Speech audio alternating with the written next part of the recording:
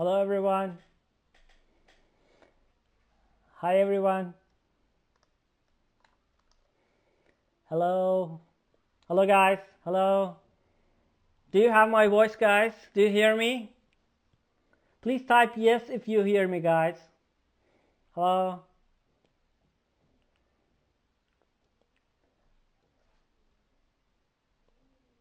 Hello. Please type yes if you hear me, guys. Okay, that's great. Guys, thank you so much for joining to this live session. I'm super excited about our today's guest. He doesn't need any introduction. You all know him. You all know about his works, about his three theories, and you've learned a lot about his works in the universities. And we're super excited about this live session. I'm gonna close the comment section, guys, and because I want to see and get a big, really great image from Peter Eisenman. So I'm gonna close the comment section. Sorry, guys. Okay. So please, guys, write down your questions in the question box down below. I will ask them from Peter at the end of the live session.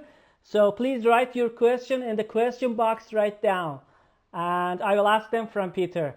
So Peter Eisenman is an internationally recognized architect and educator who's award-winning large-scale housing and urban design projects, innovative facilities and educational institutions, and series of inventive private houses attest to a career of excellence in design. So I will invite Peter in a couple of minutes to join to this live session. Just waiting to connect. Okay. Yeah, okay. Okay. We got it. Thanks. Hello. Hi, Peter. Hi. Hi, we're here. Yeah, it's great. Finally. Thank you. Thanks for joining to the live show. How are you doing? Anxious. It's okay. Not just about this, but about the virus, all those things. Yeah. It's Yeah. an anxious time. Yeah, I see. So how's it going with the coronavirus over there? Well, we're still here, so we're sheltering in Connecticut right now. I'm in Connecticut with my wife Cynthia, and we're just finishing. She's finishing her term, and I finished mine last week. And we're staying out of New York. We haven't been in New York in 7 weeks, and Right. probably we'll stay here until school begins. How school's going to begin, whether it's live or in person or like this, I don't know. But we had the rest of the second part of the term this year was online, so we'll see. It's much more work as a Yes. teacher to do things online, because if I'm a teacher with 30 or 40 students and they're talking, I can look away, etc. When Right.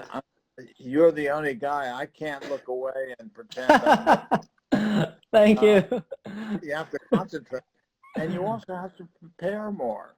I mean, it's Right. really a world that you get used to. Anyway, we're Right. here. Yeah, that's great. Thank you. So how this coronavirus affected your office? Like work styles, working from Well, remote? office, first of all, the office right now is closed, and the people are in various different places.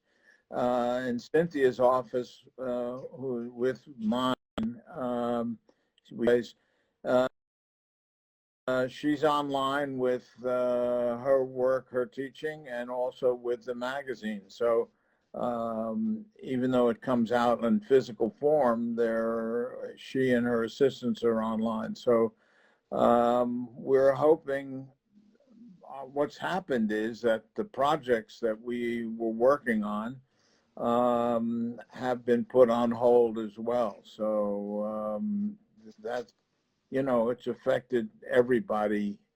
And I think it affects a lot the students, and what are they going to do if we don't teach? I mean, there are no jobs. A lot of the offices have shut down half their staff or a third of their staff. So right now, we're waiting for a vaccine.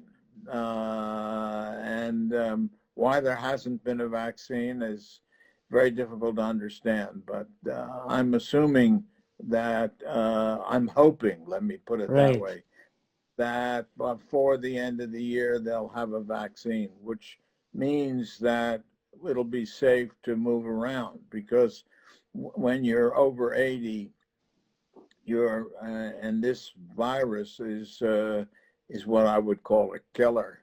And so you got to protect yourself as much as you can. So 100%. Cynthia and I have been, even though she's much younger, still is in a category that is susceptible. So we got to be careful. That's all. Yeah. What can I tell you, Hamid? Yeah. Actually, I want to go to history, back to 90s, 80s, about your projects, your digital world, the first stages of digital world. You were one of the first architects who used computer softwares in your projects, like Biosantron. During this Yeah, process, you use parameters, variables, to find solutions to create like heterogeneous space. The software was called like Form Z back then, right? And right. you were developed it by Christos. Yes, yes. That's So correct. would you please discuss a little bit about this project, and how was this process going back then with digital design tools like? Well, first of all, I started, Yesios was teaching at Ohio State, and we were doing the Wexner Center. We won a competition in 82, 83. And between 82, 83, we were in charge of, with my partner, Richard Trott, a local Columbus architect, for making the working drawings and then making the building appear. So there were the 7 years between 82 and 89 where I spent a lot of time in Columbus. And when we were working on the Wexner Center, I realized we needed some kind of software that could produce three-dimensional volume that were more than just squares and circles and cubes and cones and pyramids and what have you. And so we developed, in tandem with Chris, our requirements. He started to do these things that write an algorithm for us to be able to work. And Greg Lynn was working with us, who really worked with Chris. And every day we would send drawings to Chris, and he would put them into an algorithm and send back a computer version. We would draw over the computer version and send it back. And that way we were able to produce an idea, faceted idea. And these facets, that's why our work in the 80s looked like Form Right. Z, because it was Form Z, and that's all Form Z could do, was produce these three-dimensional forms through a series of flat facets. That's Right. what we did with the Arizona football stadium in Phoenix. We made a series of flat panels that were 10 feet, but we then could make them on a curve so that it looks like a curve, wasn't a curve. The same thing occurred just recently in Milano, with our housing project that opened just recently. We wanted to get curved forms, but we couldn't afford to have curved steel and aluminum. Right. And so we put them in segments. So it was something that Greg was really largely responsible in our office. I still don't know how to use a computer, but Right. what we've tried to do is not be beholden to computer processes. In other words, because Form Z had a language and a style, not just the language, but the style. Uh, the ones that we're using today have a language and also a style. And the style imposes itself on you, 3D Studio or what else? Any number of computational algorithms produce a style that is not the style of the work that one wants to do. So it's a complex thing, and the thing is, nobody wants to draw anymore. To get students to draw, it's very difficult, and of course, a lot of imagination comes out of drawing. And I still do a lot of sketching, and it's really important to me. I don't draw on a computer, and for example, when I look at the students sitting there rotating dots and cubes and lines, and they sit in the thing rotating around, and I say, "What the hell is that?" I mean, Jesus. It's Right. and you see them for hours sitting there, and I say, "Is this designing?" I can't figure out what they're doing. Right. Sort of mesmerized by these things twirling around in space for whatever reason, I don't know. But anyway, Yes. the what my primary objection to the problem of computation is what has happened, and my friend Mario Carpo has talked a lot about this with me, with the movement from splines to voxels. You can, from what I understand, take huge amounts of data and process it so quickly that there's no difference between a complex form and a simple form, that you can, or a prefabricated whole piece or a series of components. And what used to be the case for an architecture, if we're talking about a resistant architecture, okay? And what makes me worried about things that somebody like a Patrick Schumacher or the late Zaha did, they were all spline forms which require a certain kind of continuity. Now, when you go shift from spline modeling to voxels, Voxel. you can take in enormous amounts of data, and therefore what used to be considered resistant, in other words, when you were drawing something or making a model of something, and you use complex forms like I used to do, or that Robert Venturi wrote about in Complexity and Contradiction, when you now use a complex form, it's no more resistant to cost and to time and to labor than a simple form. So that what happens is if architecture is a resistant form to global capital, let's say, and is useful as that, or is a useful way of overcoming environmental problems like carbon form, etc., which can be done with using architecture.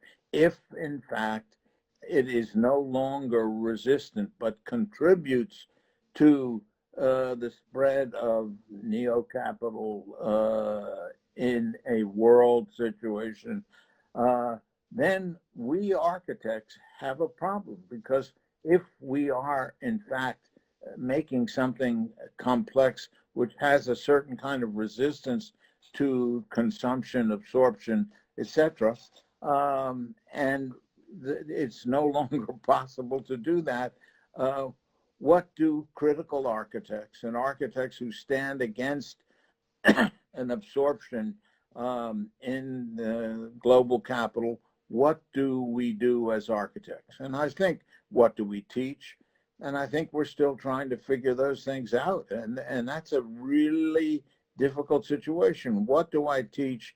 How does a student know what to do? Now, we teach from precedents. In other words, we say that Alberti was a very interesting architect. We say that Palladio always said that Borromini, they all were different stylistically, but they had a level of complexity that could be understood and replicated that didn't necessarily look like the complexity of an Alberti or Palladio, but in fact had this manifestations of similar tropes.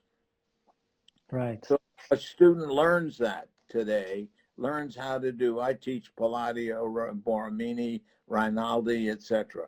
Those architects who have a certain complex, what I would call criticality, inherent in their discourse, in their tropes. And now we can't just use those as precedents because they've been absorbed in contemporary culture. And so how do students, you know, then a lot of them are stuck looking at these spinning volumes on a computer. Right. There's no reason not to. And that gives me a great pause. So in my later career, we're trying to work out something. I'm just finished a book with Elisa Turby, with whom I teach, on lateness, and saying that there's a possible idea about time which has nothing to do with but being late. And this was worked out by Adorno when he, we just finished a book called Lateness. It's coming out this week, as a matter of fact. Maybe temporal difference. In other words, the idea that you don't have to be early or new or inventive or radical, but you could modify existence in a different kind of way, might be a resistant form of being. You don't know. Right. No, not all over again. No, Just continue from the point that you left, okay? Okay, go ahead. Okay. No, I was turning it over to you. I had finished my thought. Okay, great. So in one of your interviews and also in your books, your theories, you were talking about, you've mentioned that you're like about the abstractionists and phenomenologists, and you said that you love abstractionists. So why are you abstractionists? No, look, there are two ways to think architecture: as physical phenomena, Yes. which give you signs, meaning, function, aesthetic, experience, all those kinds of things. And that's what I call phenomena, and it starts way back in the 18th century, but in modern times, somebody like Norberg Schulz's intentions in architecture or phenomenology of architecture were energies which forced me to write something else, to think something else. The whole idea of how I think today began in reading people like Chris Alexander, and a mathematician, or Norberg Schulz, etc., way back in 1960. I had no idea that I was going to work theoretically. I had no idea that I was going to teach, etc. But I knew that the phenomenologists upset me. This was not what I thought architecture was to be. Right. And the big lesson that makes me an abstractionist is the following, that when I was traveling in 1961 with Colin Rowe, my first trip to Europe, my first trip to Italy, we had seen the Weissenhof-Siedlung of Mies van der Rohe.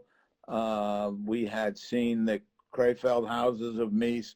We stopped in stopped in Zurich and saw Le Corbusier. And we arrived in Italy. And the first day we were in a town called Montagnana. Yeah. And there is a Palladian villa there. And I'd never seen a Palladian villa.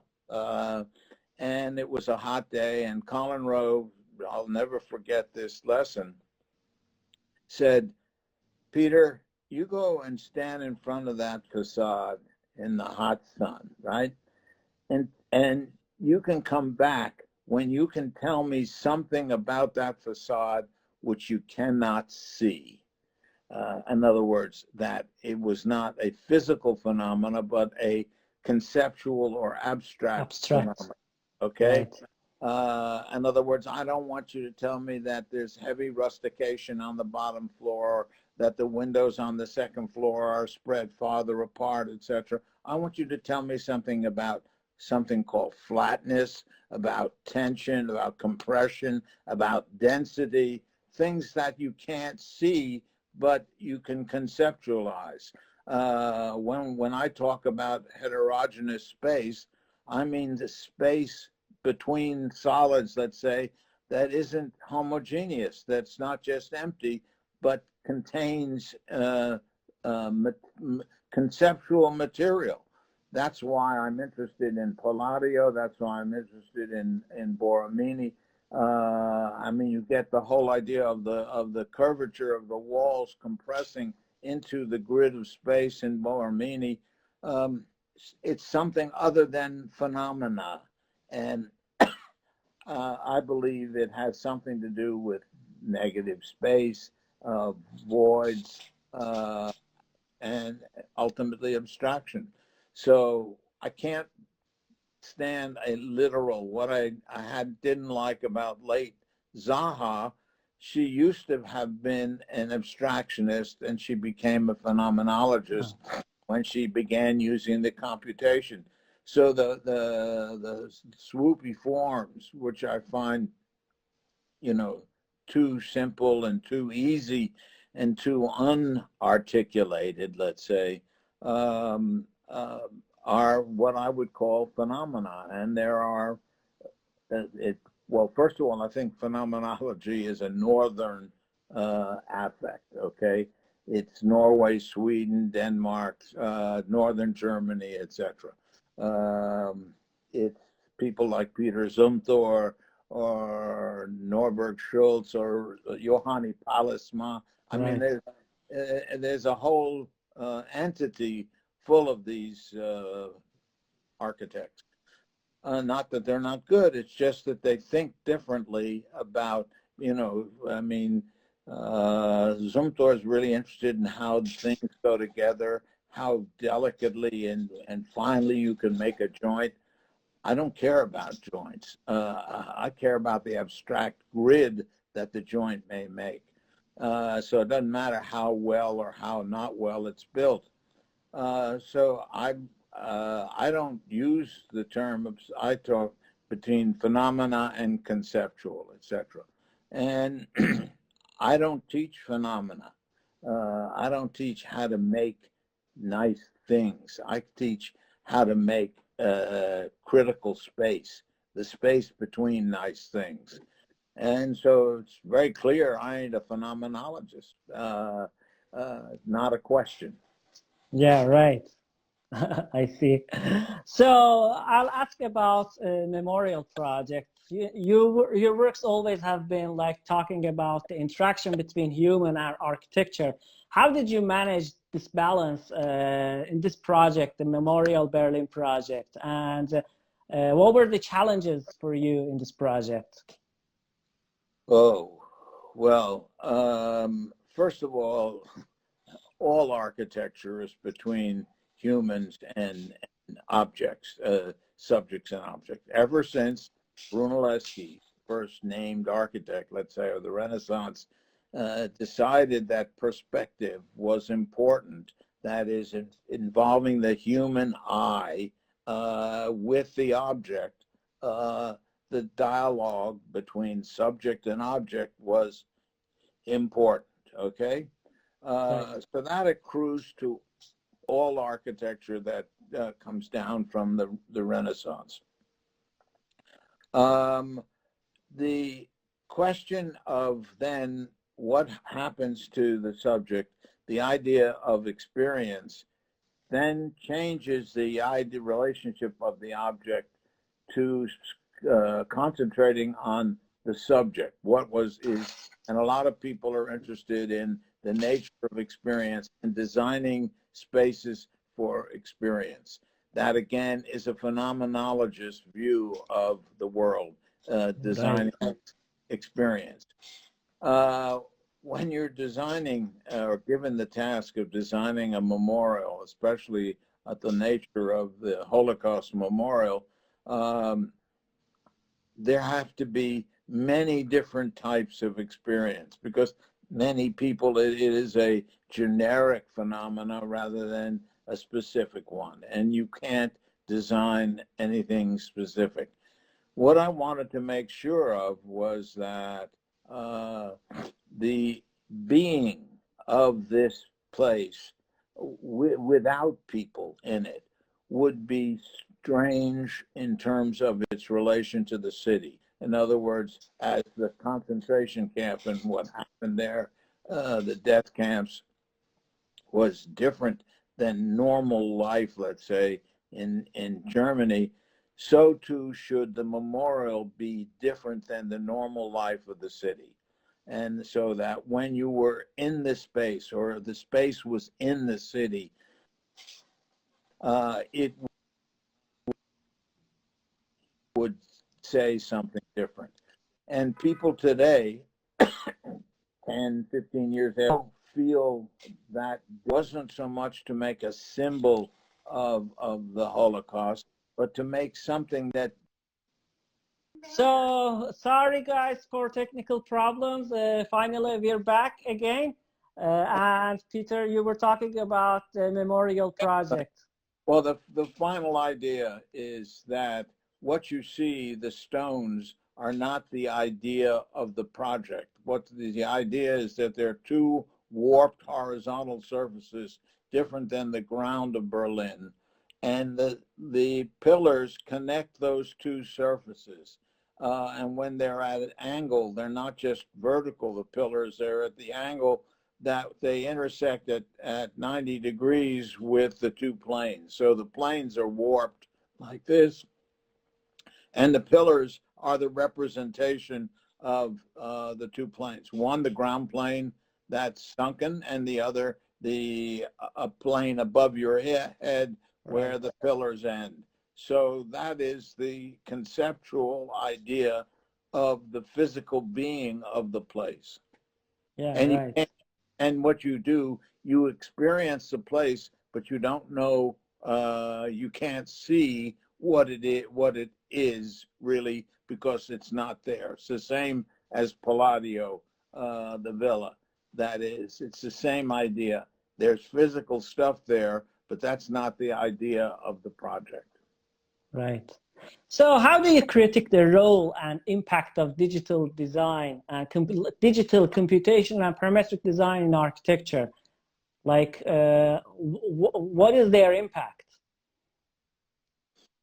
I would be the wrong person to ask. I mean, I've read. I think that someone like Mario Carpo, for example, has written on the first digital turn and the second digital turn. He's published two books that are quite good, and explain what it was that somebody like Patrick Schumacher and Zaha were doing. The students that I see today are not really interested in exploring parametricism. I think that's gone by. there's a whole school of thinking about objects. Object-oriented ontology is one of them.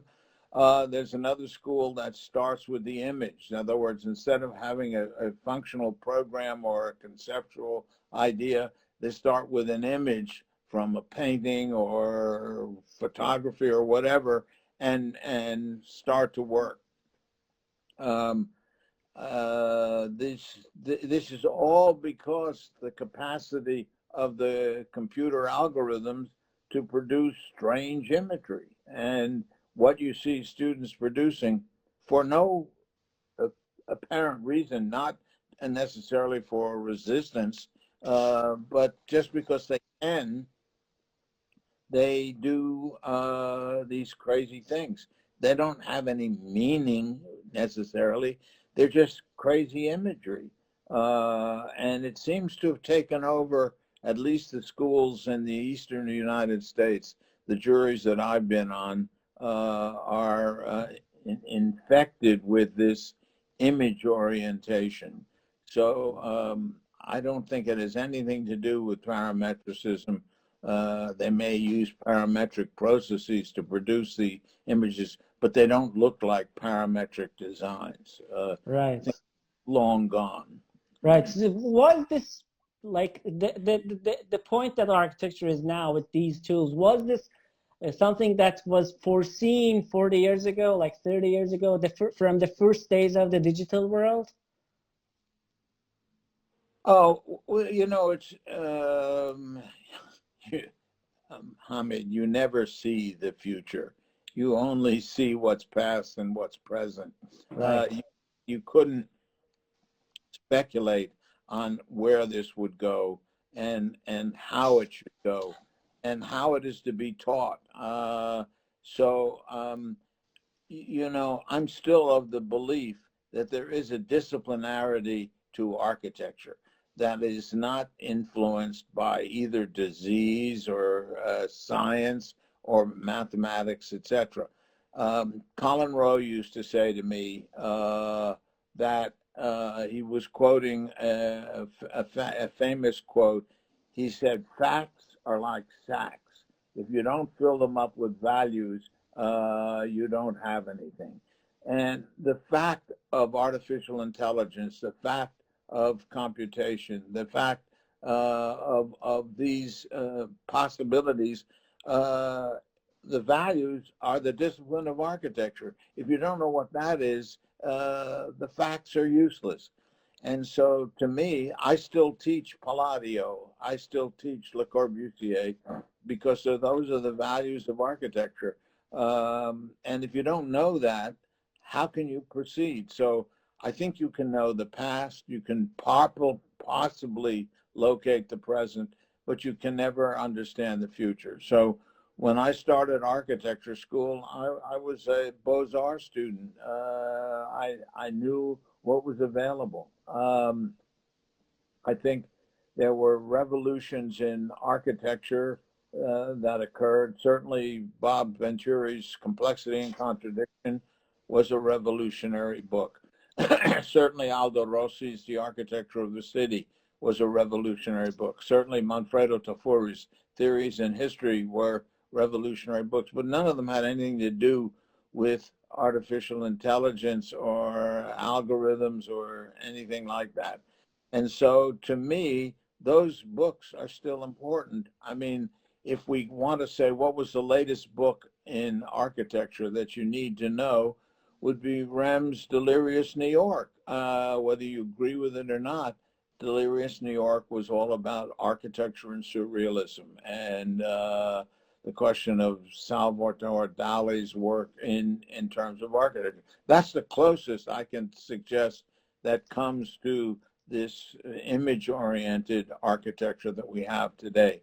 But it doesn't encounter the discipline of architecture. And I think one would never, I think that Rem, if he saw the things that were being done in his name today, wouldn't be too happy, nor would Robert Venturi for that matter. So I think architecture is not in a very good place.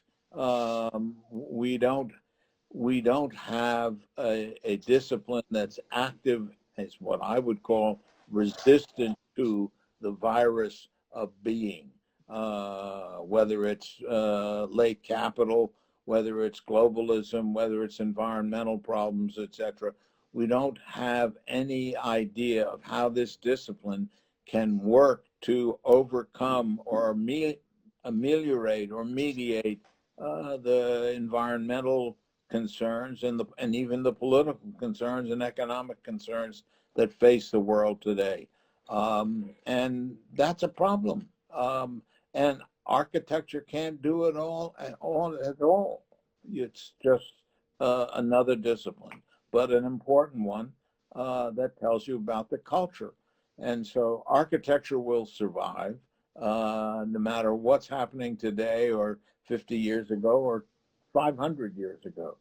So the question is, can we develop a group of young architects who understand what it takes to do architecture, what that means?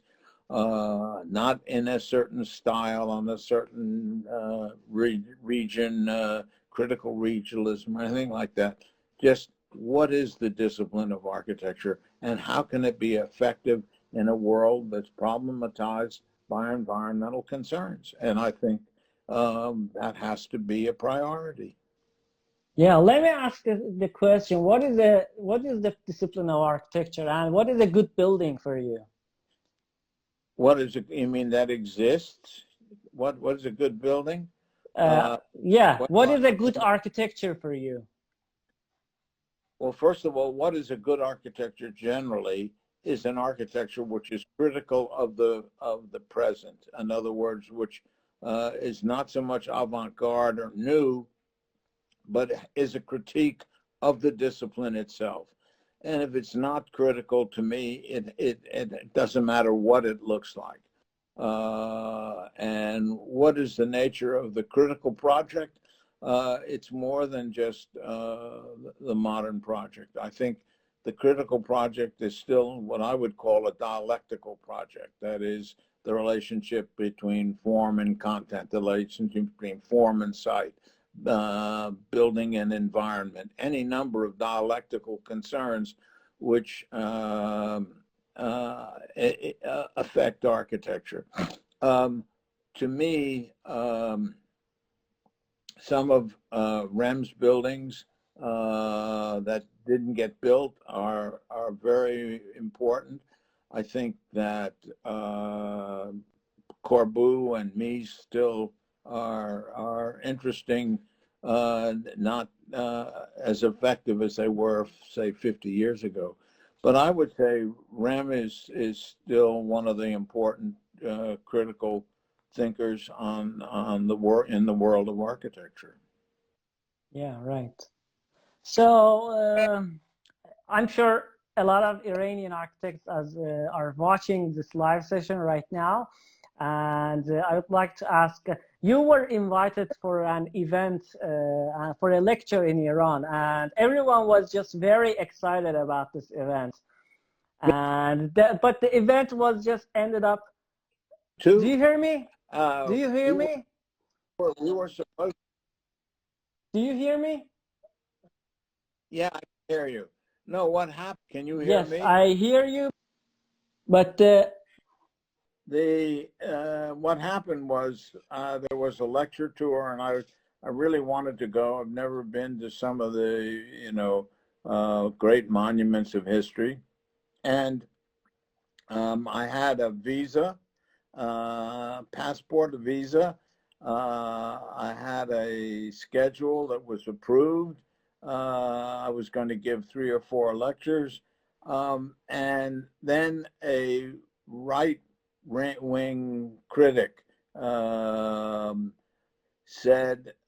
a big article in one of the major newspapers, said that Eisenman is the father of Western nihilism. Okay, that was the phrase that was used. I thought Yeah. that was great. I said, boy, if I'm the father of Western nihilism, that puts me really in good shape. And then the U.S. State Department and the Iranian government said, you can come, but we cannot guarantee your safety. And Oh, I don't want to spend the rest of my life in prison, yeah, nor do I want to be blown up by the virus.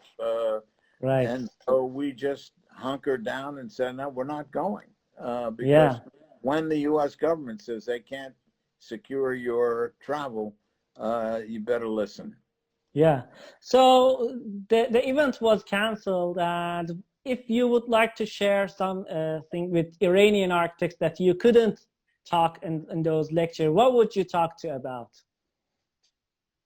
No, I would, my lecture and what I think and talk about doesn't depend on the political environment I'm in. I would argue for an Iranian student or a young architect that they're sitting on a way of thinking about space and building and cultural conditions that is unique in the world. And that I would ask them to understand their history. I would understand the precedents that were involved in architecture in Iran.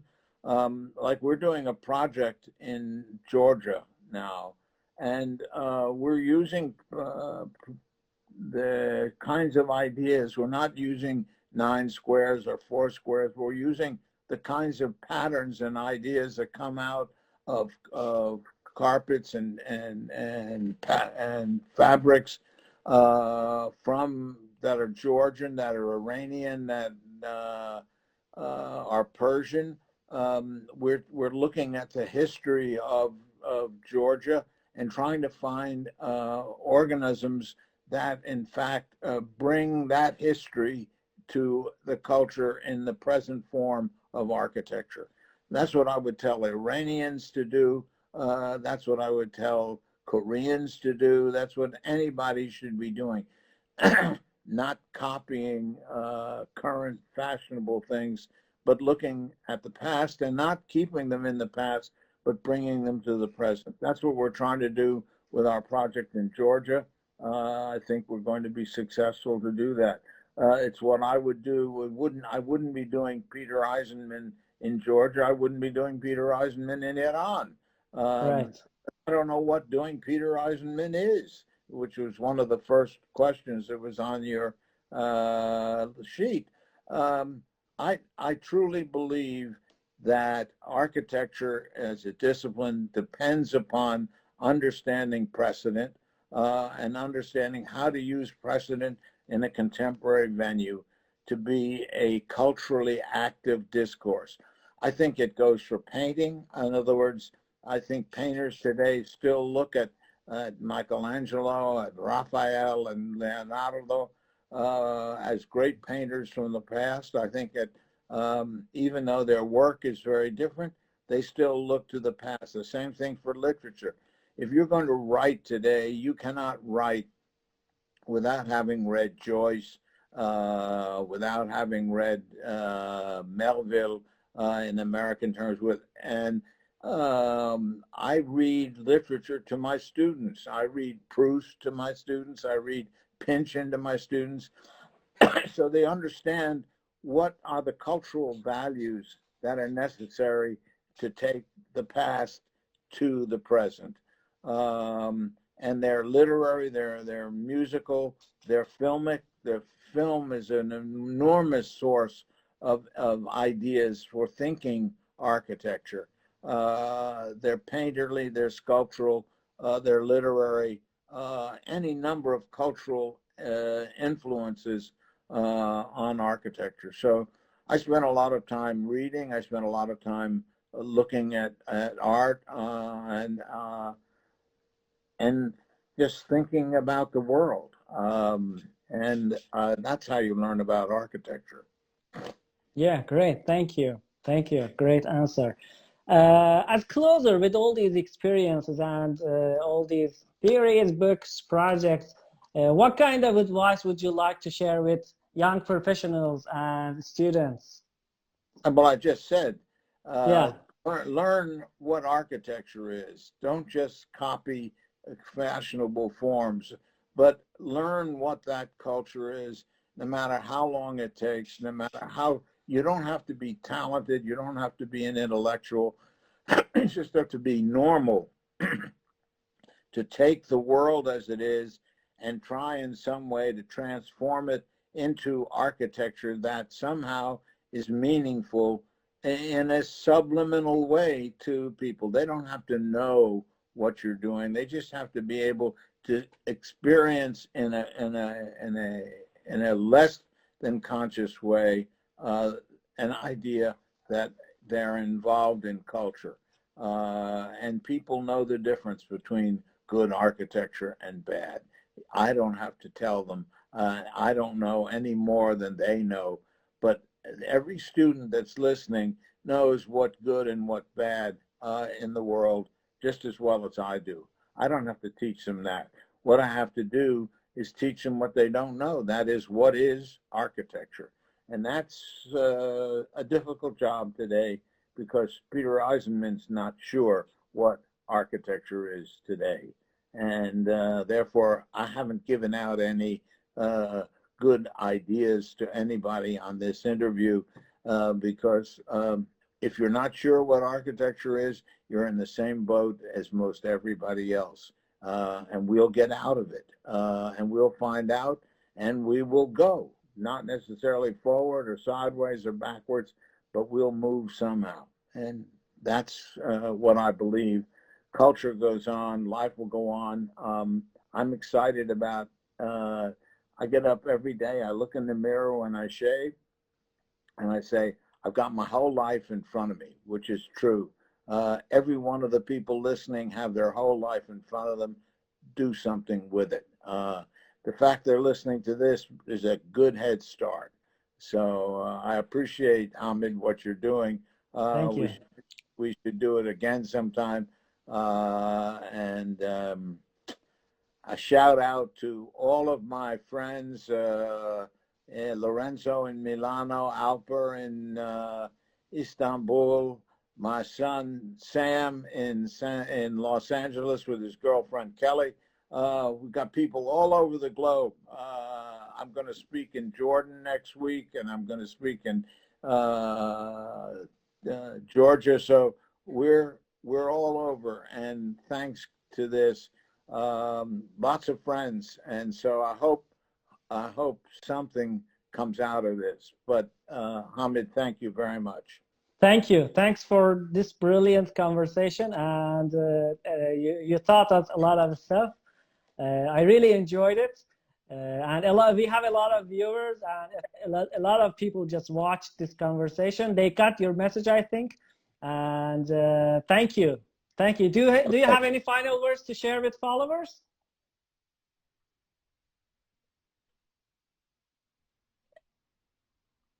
No, I'm cool. Okay. Okay, great. Thank you. Thank you. Have a nice day. Goodbye. Okay.